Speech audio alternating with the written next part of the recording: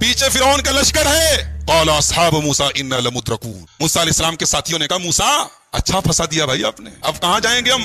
دائیں کوئی راستہ نہیں, بائیں کوئی راستہ نہیں, سامنے دریا ہے, پیچھے فرعون کا لشکر ہے, کہاں جائیں گے؟ قال کلا ان معی ربی سیہدین. موسیٰ علیہ السلام نے کہا ڈرو نہیں, میرا رب میرے ساتھ, میرا رب مجھے ضرور راستہ دکھائے گا, میرے رب کا وعدہ ہے. ایک بات بتاؤں, یہاں موسیٰ علیہ السلام نے کہا کہ میرا رب میرے ساتھ ہے, یہ نہیں کہا ہمارے ساتھ. اور جب ہمارے نبی صلی اللہ علیہ وسلم غار ثور میں حضرت ابوبکر صدیق کے ساتھ تھے تو قرآن کہتا ہے اذ ہما فی الغار اذ قال لصاحبہ لا تحزن ان اللہ معنا. یاد کرو جب میرا نبی اپنے دوست, اپنے ساتھی, اپنے دوست ابو بکر کے ساتھ غار ثور میں تھا اور حضرت ابو بکر کہہ رہے تھے اے اللہ کے نبی دشمن بالکل قریب پہنچ گیا ہے, اب تو ہم پکڑ لیے جائیں گے. تو اس موقع پر اللہ کے نبی نے کہا تھا لا تحزن ان اللہ معنا, اے ابو بکر گھبراؤ نہیں, اللہ ہمارے ساتھ. ہمارے نبی نے کیا کہا؟ اللہ ہمارے ساتھ ہے. اور موسیٰ علیہ السلام نے کیا کہا؟ اللہ میرے ساتھ ہے. کیوں؟ اس لیے کہ نبی کے ساتھ ابو بکر تھے جو ایمان کے معاملے میں اور اللہ کے اوپر بھروسے کے معاملے میں ان کے اندر کوئی کمزوری نہیں تھی, اور موسیٰ علیہ السلام کے ساتھ جو لوگ تھے ان کا ایمان بہت کمزور تھا. وہ تو پل میں بھی آگے بات آئے گی, وہ تو پل بھر میں پل میں تولا اور پل میں ماشا ہو جاتا. کہہ رہے ہیں کہ موسیٰ کہاں پھنسا دیا؟ کہا ڈرو نہیں, اللہ میرے ساتھ. اللہ نے کہا موسیٰ ذرا اپنی لاٹھی کو زمین پہ دریا پہ مارو, تو دریا کے پانی میں اپنی لاٹھی کو مارو. موسیٰ علیہ السلام نے لاٹھی کو زمین پہ مارا, سمندر کے پانی میں مارا, فنفلقا, دریا کا پانی پھٹ گیا, دریا کے بیچ میں راستہ بن گیا. فکان کل فرق کالطود العظیم, اور دونوں طرف, یہ کولر بند کر دیجئے ڈسٹرب کر رہا ہے, دونوں طرف دریا کا پانی رک گیا اور پہاڑ کے طرح کھڑا ہو گیا. ایسا لگ رہا تھا دونوں طرف پہاڑ کھڑا ہے. موسیٰ علیہ السلام اپنے ساتھیوں کو لے کر آگے بڑھے. اب موسیٰ جب آگے بڑھے اور فرعون کا لشکر جب پہنچا دریا کے پاس تو دیکھا کہ دریا کے بیچ میں اچھی خاصی روڈ بن گئی ہے, سڑک بن گئی ہے, اور موسیٰ علیہ السلام لے کے جا رہے اپنے ساتھیوں کو. تو کہا کہ تو بڑا اچھا چانس ہے, چلو ہم لوگ بھی اسی راستے سے چلتے ہیں. فرعون اپنے لشکر سمیت دریا میں گھس گیا, اسی راستے پہ چل پڑا. جب موسیٰ علیہ السلام کراس کر گئے دریا, ان کے ساتھی کراس کر گئے دریا, اور فرعون ابھی دریا کے بیچ میں ہے, اللہ فرماتا ہے ہم نے موسیٰ کو بچا لیا, ان کے ساتھیوں کو بچا لیا. وَأَغْرَقْنَا الْآخَرِينَ, اور سب کو ڈوبو دیا.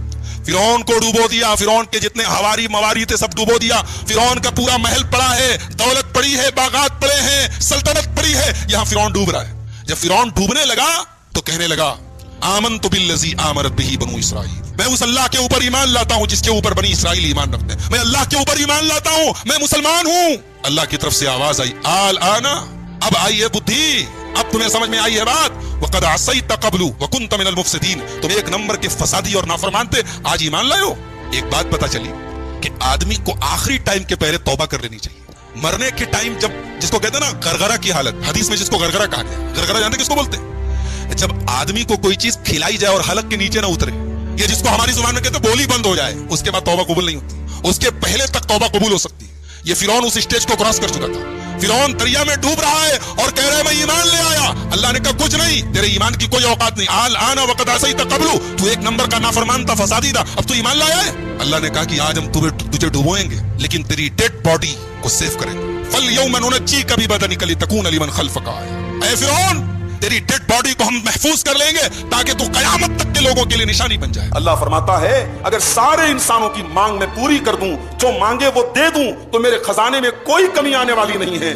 سمندر کے اندر جیسے سوئی کو ڈالا جائے تو سوئی سمندر کا کتنا پانی نکال لے گی, میرے خزانے میں اتنی بھی کمی آنے والی نہیں. یہ اللہ ہے, یہ ہمارا رب ہے, یہ ہمارے رب کی شان ہے. ان تکفروا فإن للہ ما فی السماوات والارض, اگر تم ناشکرے بن جاؤ, نافرمان بن جاؤ, اللہ کا کچھ بگاڑ نہیں سکتے. اللہ تو ویسے بھی زمین و آسمان کا.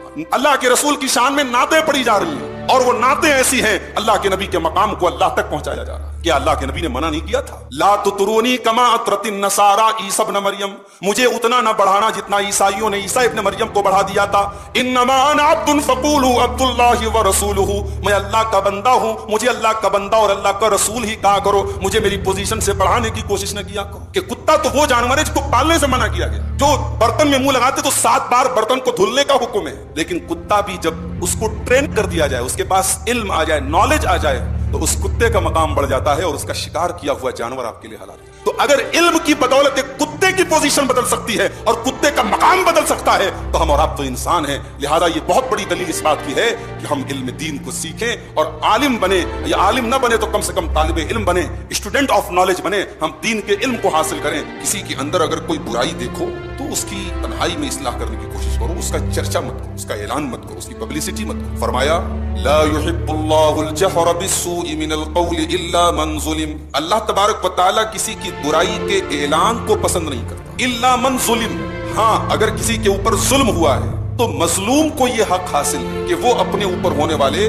ظلم کے بارے میں بتا سکتا ہے. یہ اللہ تعالیٰ نے مظلوم کو یہ ادھیکار دیا ہے, یہ حق دیا. اللہ کے نبی صلی اللہ علیہ وسلم کے پاس ایک آدمی آیا, اس نے کہا یا رسول اللہ میرا پڑوسی مجھے بہت تکلیف دیتا ہے. ابو داؤد کی صحیح روایت. آپ نے کہا جاؤ صبر کرو. وہ پھر آیا, کہا یا رسول اللہ میرا پڑوسی مجھے بہت تکلیف دیتا ہے. آپ نے پھر کہا کہ جاؤ صبر کرو. تیسری مرتبہ جب وہ شخص آیا تو اللہ کے نبی صلی اللہ علیہ وسلم نے فرمایا کہ جاؤ اور اپنا سامان گھر کے باہر نکال کے بیٹھ جاؤ. اب وہ شخص اپنے گھر آیا اور اپنے گھر کا سامان راستے میں نکال کے بیٹھ گیا. اب جو لوگ گزرتے تو پوچھتے بھائی تم یہ سامان نکال کر کے باہر کیوں بیٹھے ہو؟ تو وہ بتاتا کہ بھائی میرا پڑوسی مجھے بہت تکلیف پہنچا رہا ہے اور میں اسی لیے سامان نکال کے. تو اب جتنے راستے سے گزرنے والے گزرتے اور اس کے پڑوسی کی حرکت سنتے تو پڑوسی پر لعنت کرتے کہ بڑا ہی واہیات آدمی ہے, بہت ہی بیکار آدمی ہے جو تمہارے ساتھ ایسا کر رہا ہے, اللہ کی لعنت ہو اس کے اوپر. لوگ لعنت کرتے. اب جتنے گزرنے والے ہیں سب لعنت کرنے لگے تو پڑوسی آ کر کے بولا کہ بھائی تم اپنا سامان اندر لے کے جاؤ, آج کے بعد میں تمہیں تکلیف نہیں پہنچاؤں. تو مظلوم کو یہ حق حاصل ہے کہ وہ اپنے اوپر ہونے والے ظلم کا اعلان کر سکتا ہے, بتا سکتا ہے. باقی کسی کی برائی کا چرچا کرنے کا حق نہیں. اس آیت کا ایک اور مطلب بھی علماء نے بتایا ہے, لا يحب اللہ الجہر بالسوء من القول الا من ظلم.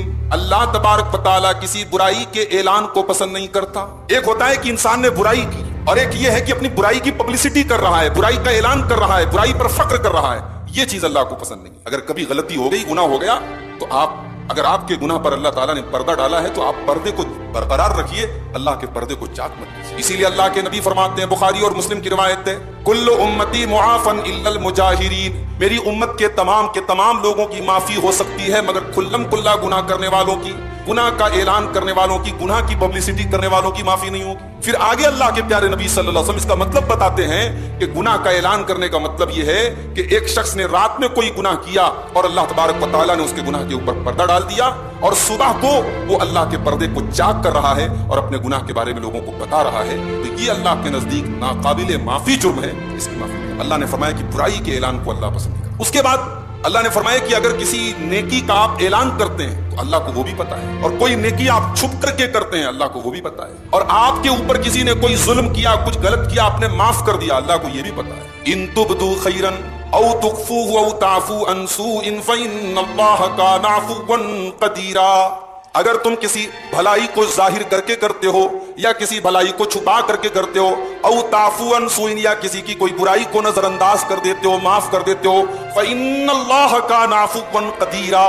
تو اللہ تبارک و تعالی معاف کرنے والا اور قدرت رکھنے والا ہے. کیا مطلب یہ ہے کہ اللہ تبارک و تعالی انتقام لے سکتا ہے, سزا دے سکتا ہے, پھر بھی وہ تم کو معاف کر دیتا ہے. تو تم بھی انتقام کی قدرت ہونے کے باوجود معاف کر دیا. شریعت نے بدلہ لینے کی اجازت دی ہے. اگر ہمارے اوپر کسی نے کوئی برائی کی, کوئی ظلم کیا, ہم بدلہ لے سکتے ہیں, مگر